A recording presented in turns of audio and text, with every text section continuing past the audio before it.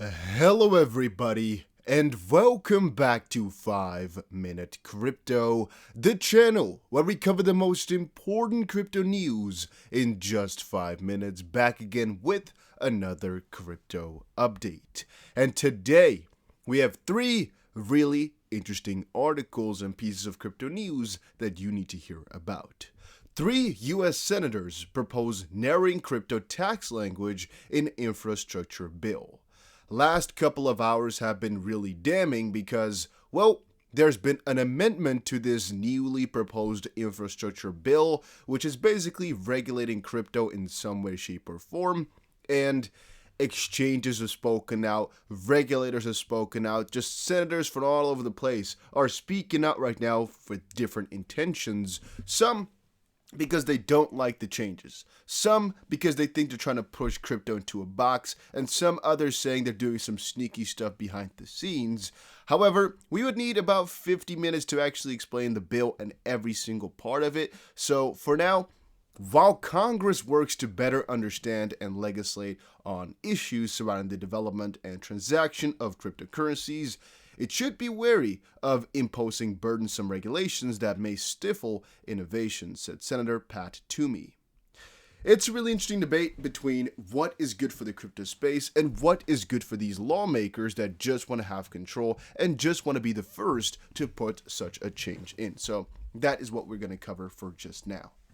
Then Google has just lifted the advertising ban. In a long-awaited reversal of a 2018 policy decision, Google will allow crypto exchanges and wallets to advertise yet again on its platform in the US, but not everybody is happy. So I think it's quite logical that not everybody is happy from two perspectives. One, a lot of retail investors are not happy that this is pulling through because, well, a lot of people are going to lose their money, and as somebody from Singapore here said, the news that Google would allow crypto ads in the US is definitely supportive, says Justin Denathan, head of exchange sales at Singapore-based Equinix. It definitely sends a signal there is an interest, whether it's from retail or more corporate participants for crypto. And so Google wants to get part of that and at least enable some of the participants to advertise for it. Now, what they've basically done is make it so you need quite some high credibility to actually be able to, get in here and promote. Some people are obviously not happy because, well, crypto being promoted is going to allow for a lot of people to lose their money. And a lot of others are not happy because, well, a lot of these requirements are just not really that achievable just quite yet. And so I just slammed something. And so it's a 50-50 as it currently stands. But I would say the US, Google just wants to get to this market because it's a lot of money for them. They know a lot more people will be hurt than will be benefiting from it. Then again, you got to kind of open up. If some people have the proper credentials to, and they're not a scam, they're a legitimate company just with millions of users, just it's a company. I mean, crypto or not, it's a financial company and you would have allowed others to do it. Yeah, I do get that you're going to allow them. So it's a slippery slope, let's call it like that. And then Ethereum is becoming ultrasound money, says Consensus founder. With $13 billion worth of Ether locked up in Ethereum 2.0 and $70 billion locked up in decentralized finance, we have enormous demand for the Ether token, said Consensus founder Joe Lubin. Make sure you understand Joe Lubin is one of the co-founders of Ethereum. He is the first big investor in Ethereum, and so he's always going to stay bullish on it.